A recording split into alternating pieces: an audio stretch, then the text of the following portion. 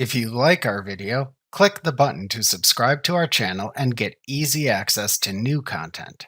To see our full suite of ad-free video courses, instruction manuals, and quick reference guides, visit us at www.teachucomp.com.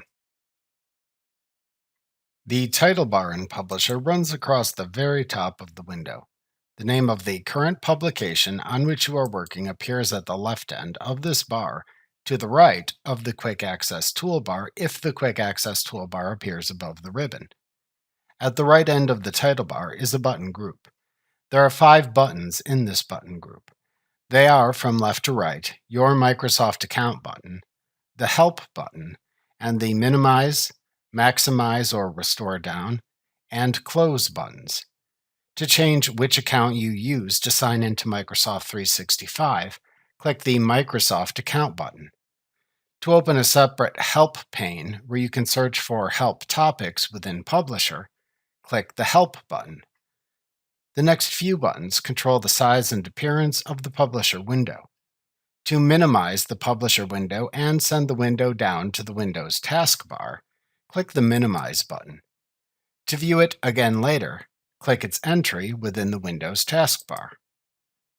To enlarge the Publisher application window to fill the entire display, click the Maximize button. Doing this also toggles the function of the same button to the Restore Down command. To change the size of the window to a smaller size that doesn't fill the screen, and which also lets you change the size and position of the window on screen using your mouse, click the Restore Down button. When you click the Restore Down button, this button then toggles back into the Maximize button. To close the Publisher application window, click the Close button. If you have unsaved changes in the publication, Publisher prompts you to save those changes before closing the window.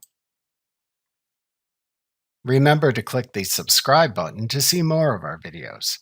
See our full suite of courses, instruction manuals, and quick reference guides at www.teachucomp.com.